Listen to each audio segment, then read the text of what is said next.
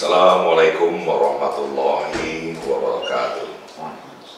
Segala puji bagi Allah Tuhan semesta alam. Dialah yang menciptakan kita sehingga kita berjumpa di dalam channel Rumi Cafe Jakarta, dan kita bisa belajar ilmu agama bisa di dalam rumah saja ya.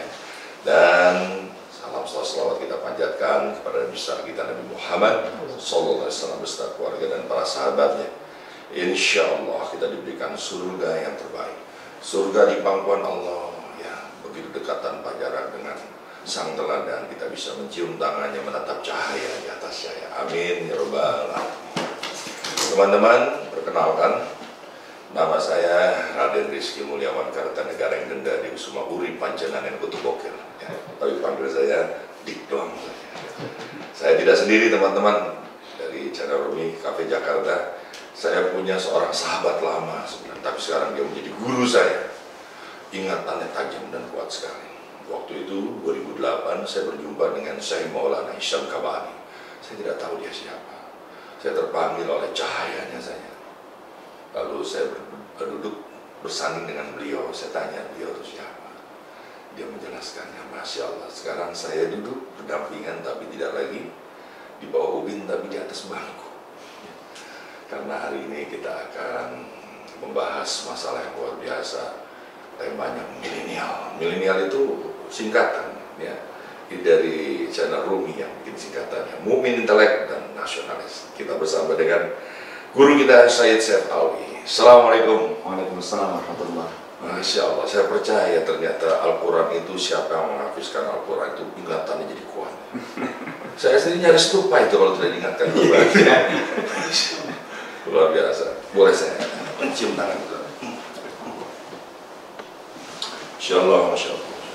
Teman-teman, jangan cuma nonton di channel-channel YouTube ya. Kalian juga harus punya guru ya. Karena mungkin YouTube tuh bisa mengajarkan Anda tentang agama, tapi belum tentu bisa mengenalkannya. Apa kabar? Alhamdulillah. Boleh saya aja. Baik, silahkan apa saja. Bebas. Dengan sahabat apapun. Siap. Sehat terus, apa nih rahasianya? Yang terpenting husnuzon kepada Allah, kepada sesama. Jangan terlalu membebankan kehidupan dalam jiwa kita. Luar biasa. Iya, di masa pandemi ini yang obat paling pertama itu jangan berprasangka buruk kepada Allah ya. Iya. Agar kita seolah-olah akan kena virus corona ya. Karena kata Rasulullah juga, nahnu bikadrizwan abdi, itu sebetulnya ungkapan Allah dalam hadits kursi. Kata Allah, aku tergantung prasangka hambaku kepadaku. Sugesti itu penting sekali. Luar biasa. Iya, termasuk ijabahnya doa. Di dalam kitab Jawharul Lim'ah, asyaratul ula fi ijabati doa. Syarat pertama di ijabahnya doa, keyakinan. Jadi keyakinan kita harus kuat kepada Allah.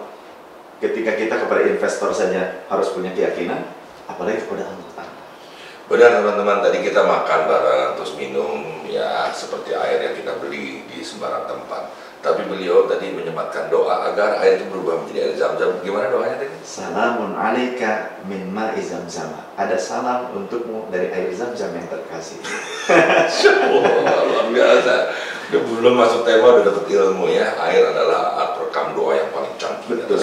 Sampai Profesor Masarul Emoto itu membuat sebuah penelitian bersama Basim Masusida dan teman-teman yang lain. Salah satu wakilnya itu atau asistennya itu orang Tasik ternyata. Ya, kebetulan jadi asisten dosen ketika di Jepang. Sampai-sampai penelitian itu meneliti khusus tentang air di berbagai negara. Ketika air itu beliau coba ambil dari sebuah telaga yang sudah terkena oleh limbah, sebelum didoakan, kemudian beberapa saat kemudian dia berdoa dengan alat bahasa mereka, bahasa Jepang. Diambillah sampelnya, ketika dikristalkan, kalau yang belum didoakan itu tidak membentuk heksagonal yang bagus. Yang sudah didoakan, beda detik saja, itu membentuk kristal heksagonal. Masya Allah. Mudah-mudahan teman-teman yang menyaksikan channel ini juga pikirannya tidak lagi membeku ya, tapi mencair seperti air zam-zam yang menghidupi ya. Sebetulnya kalau teman-teman yang non-muslim, mereka mungkin tidak mengerti dengan bahasa-bahasa yang tadi. Ucapkan saja kita bahasa-bahasa cinta, sehat ya, seperti itu. Oh, pakai bahasa ibu kita. Bahasa kita saja, begitu. Cinta, sehat ya, kuat ya. Ketika kita mau minum, air tersebut akan menyerap resonansi yang ada di sekeliling. Luar biasa. Makanya manusia terbentuk dari 70% unsur air. Betul. Rasulullah melarang kita menyebut mereka, termasuk anak-anak kita, dengan sebutan yang buruk atau menghardik mereka ketika kita kesal. Ketika kita kesal, ucapkan yang baik-baik saja. Seperti Syekh As-Sudais, ketika kecil bandel. Ya maklum, kalau bandel anak-anak wajar. Yang enggak wajar itu sudah tua bandel gitu.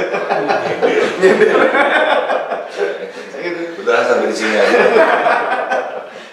Ya, ini kita akan membahas mungkin di antara kalian, ya ini fenomena juga nih, milenial secara demografi kan ini batas umurnya dari 2016 sampai 2021. Takutnya ini terlalu milenial, terlalu digital, jadi lupa akan air yang mengkristal tadi itu. Ya. Dan sebagian lagi adalah generasi Z. Ya. Kita akan bicara ini nih, Bib. Secara umum ya, kita melihat milenial itu seperti apa, Bib? Kalau menurut Kok jadi Habib ya? Said lagi? Ya, nggak apa-apa. Itu kan sebetulnya istilah itu disematkan oleh seorang sosiolog ya, Caroline Heinz. Itu beliau tahun sekitar 1923. Beliau mendefinisikan milenial itu orang yang lahir di tahun 1980 sampai 2015. Itu milenial. Yang setelah itu namanya generasi Z atau Alpha. Mereka itu punya titik kesamaan, yakni orang-orang yang hidup di kemudian waktu yang di akhir-akhir ini. Akan tapi juga ada beberapa hal yang berbeda di antara mereka. Kesamaannya, mereka termasuk orang-orang yang hidup di zaman milenium kedua, orang-orang yang sudah menikmati fasilitas-fasilitas teknologi. Ya, serba teknologi, apapun. Belanja, berdagang, teknologi, serba kartu, gadget gitu. Cuma memang yang generasi Alpha ini, yang generasi Z itu lebih familiar sejak dini. Kalau yang generasi milenial berarti kisaran kalau sekarang itu sekitar dari rentang umur 26 tahun sampai 41 tahun kan. Itu milenial. Iya, itu milenial. Kalau kelebihannya apa sih, Bib? Kelebihannya kalau milenial itu mereka senang bersosial, senang berkelompok, kerjasama, begitu. Tapi kalau generasi Z atau Alpha, mereka cenderung lebih individu. Bahkan ketika bekerja pun mereka ingin menyelesaikan sendiri. Itu kalau dari generasi Z. Karena mereka sejak kecil sudah disuguhi dengan gadget, dengan peralatan, dengan media, sehingga kadang-kala kita sudah tahu lah, sudah bukan rahasia umum lagi. Ketika sudah berada di gadget itu menjauhkan yang dekat, mendekatkan yang jauh. Ya, betul. Maka dia ada kelebihannya kalau generasi Z itu, generasi Alpha, dia bisa mengerjakan multitasking. Multitasking, dia mengerjakan berbagai hal dengan cepat, akan tetapi kelemahannya, dia hidupnya seperti robot. Seperti robot. Dan lebih cenderung pragmatif. Lebih pragmatif. Masih mending yang milenial. Milenial walaupun pragmatik tidak seperti yang generasi Z atau Alpha itu. Karena yang milenial masih senang dengan sebuah community. Makanya kita bisa lihat juga dari sosmed mereka. Kalau yang milenial itu ke friendship gitu kan, seperti Facebook, yang lain sebagainya. Tapi kalau yang anak-anak yang generasi Z itu lebih yang ke pribadi ya. Ini teman-teman, saya baru tahu nih ya, ternyata 26 sampai 40 ya. Ya. Berarti mereka masih merasakan permainan tradisional ya. Masih. Ya. Tahu-tahu galasin dari lapangan bulu tangkis ya. Iya. Begitu kita masuk ke satu garis, kita tidak lantas masuk ke garis yang lain, tapi menggoda musuh kita agar teman kita masuk ya. Betul. Jadi permainan tradisional itu lebih mementingkan kebersamaan. Ya. Jadi ada nilai positifnya di generasi milenial itu, mereka senang membuat sebuah teamwork. Apa yang kurang dari generasi milenial lebih detail? Yang kurang dari mereka kemungkinan ketika mereka memasuki masa-masa gadget, mereka juga sudah memasuki masa gadget di rentang umur itu, banyak yang terpengaruh oleh budaya-budaya yang tidak mengedepankan kerjasama. Nah, sebelum mereka terpengaruh oleh gadget, oleh media, mereka masih menggunakan cara-cara ketika mereka kecil yang diajarkan oleh orang-orang tua mereka, lingkungan mereka, kebersamaan, kerjasama, tepok siliro, bagaimana kita menghormati satu sama lain. Itu nilai yang positif yang mereka masih bisa dapatkan dari orang-orang tua terdahulu. Transformasi ilmu itu masih mereka dapatkan. Wow, ini pertanyaannya lebih gimana ya? Tolong jangan di komen ya. Ini pertanyaan dari lubuk hati. Ketika ada orang ingin menjadi kekasih Allah, ingin menjadi wali Allah, tapi kerjanya main HP, diabaikan hatinya. Apakah HP ini, alat ini bisa mengganggu pancaran hati yang lebih luas, lebih sempurna ciptaan Allah? Karena saya suka ketemu seorang kekasih Allah, nggak megang HP dia. Ya, sebetulnya hati itu merupakan cermin. Cermin. Kan kazujajah, bagaikan cermin. Seringkali manusia bisa berubah hatinya ketika melihat kenyataan lingkungan yang di depannya. Makanya kata Rasulullah, almaru ala dini khalilihi. Seseorang itu bisa terpengaruh oleh kualitas keimanan lingkungannya, community yang dimaksud, sahabat dekat, keluarga. Falyanzur ila man yukhalil. Maka perhatikan siapa yang menjadi teman dekatnya. Jadi hati itu bisa berubah. Hati itu bisa berubah. Oleh karenanya seringkali manusia berubah qalbunya itu berawal dari pandangan mata. Makanya ada istilah dari pandangan mata turun ke hati. Jadi mata ini seringkali mempengaruhi, sehingga banyak ulama-ulama wali-walinya Allah yang mereka dalam kondisi buta, tapi mereka bisa mengarang kitab. Imam Bukhari, Imam Al-Haddad, kemudian Habib Umar Al-Atas. Mereka secara fisik tidak melihat, tapi kenapa kok kitab karangannya banyak? Ketika ditanya oleh muridnya, bagaimana engkau bisa melakukan itu, Pak Imam? Dibelah dadanya dengan menggunakan kuku jempolnya. Itu bukan hanya dulu, tapi sekarang pun sahabat-sahabat saya Nabi juga pernah dibelah ya? Iya, sahabat saya kalau ngoperasi begini, saya dirapetin lagi dengan ini. Beneran. Yang satu di Tangerang, satu Cikarang. Masih ada orang? Masih ada. Ini saya dibelah. Iya, sering operasi orang. Gitu. Yang satu dekat Bandara Soekarno-Hatta tempatnya. Begitu. Yang satu di Cikarang. Itu ngoperasi begitu, dirapetin lagi dengan izin Allah. Nah ini dulu para wali yang seperti itu membelah dadanya, kolbunya. Ternyata memancarkan cahaya. Dengan ini aku bisa melihat. Cahaya. Saya pernah dibelah, dites doang, keluar kupon. Makanya saya nggak mau belah di dada, lebih berantakan lagi. Rotor isi segala macam, pemujaan, berhala-berhala. Sebetulnya bukan karena gadgetnya, Om Dik. Jadi tergantung bagaimana kita menyikapi segala ujian yang Allah berikan kepada kita. Apapun, bukan hanya gadget, uang, istri, anak. Kalau kita tidak mengaplikasikan titipan Allah itu dengan baik, tujuan utamanya lupa. Tujuan utama itu kan Allah Ta'ala. Karena Dia yang telah memberikan fasilitas itu kepada kita. Andai pun ponsel, gadget, IT, apa semuanya, kita gunakan untuk hal yang baik, mencari kebenaran.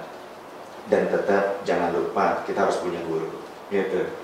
Maka itu cuma fasilitas. Terimalah saya jadi. Wah, bisa. Itu cuma fasilitas seperti buku kan sebetulnya. Dan buku itu jendela dunia. Maka gadget, ponsel itu juga jendela dunia.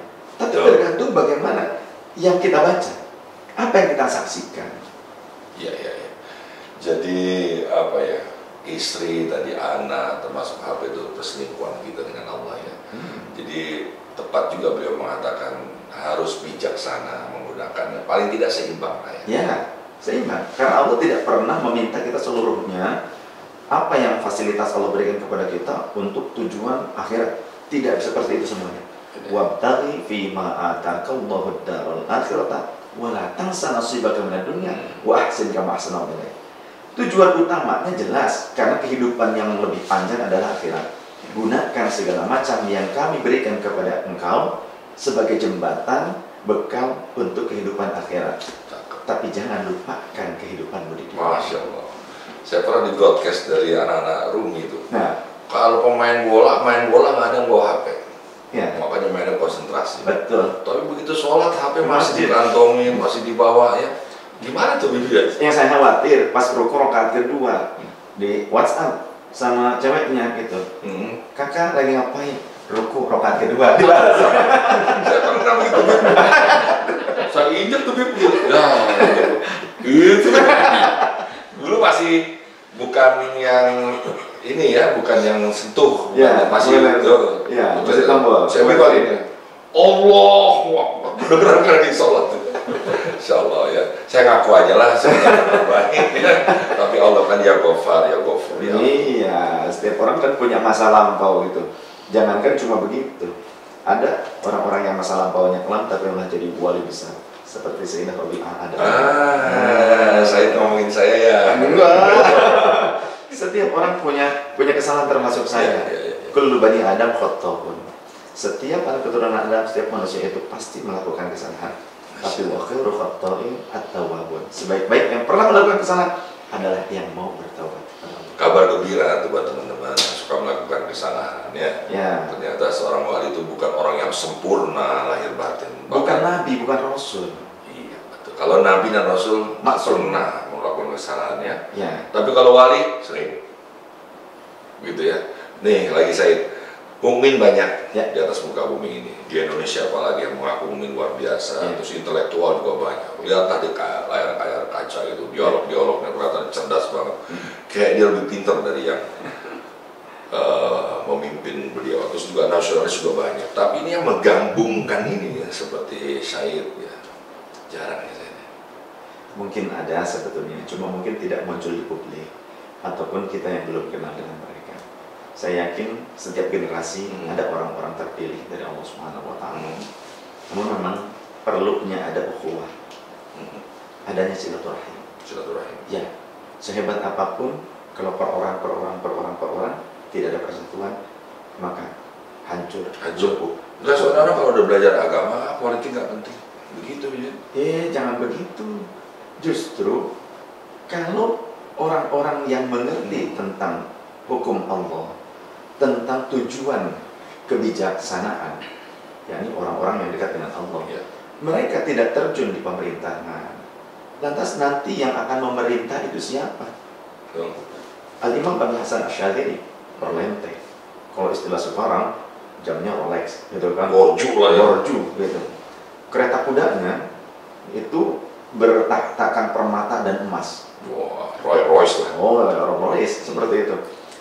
Dan beliau itu pakaiannya bagus-bagus. Bermerek branded. Sasel lah. Ya. Dan branded. Dan beliau itu menjadi penasehat raja.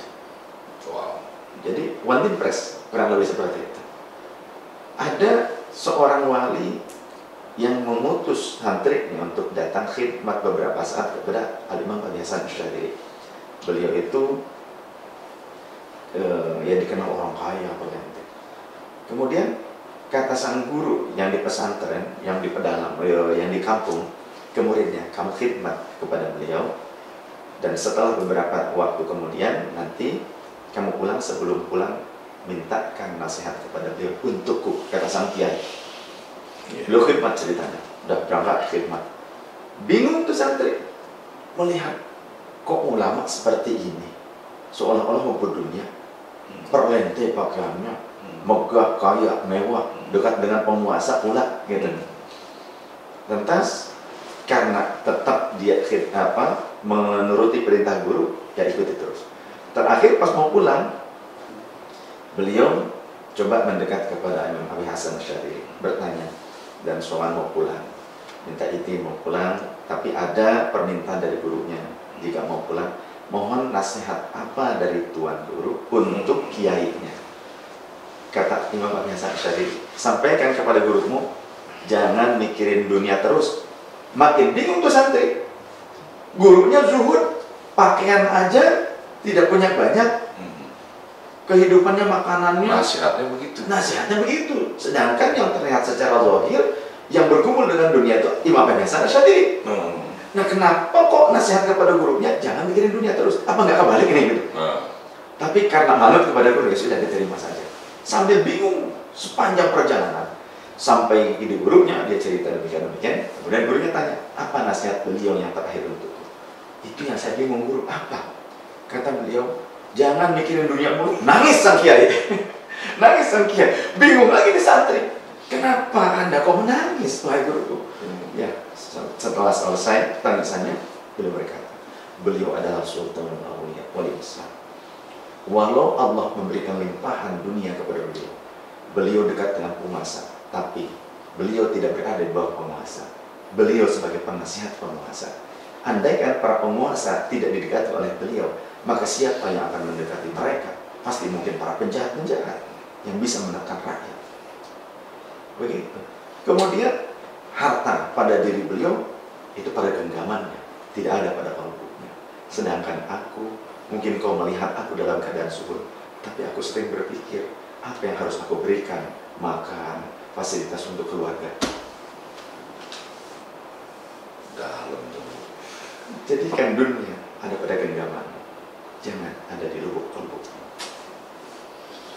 Luar biasa sih. Jangan sampai air hanya ada di gelas. Nah, Kita dulu sih. kita dulu. Ini produknya Rumi Cafe.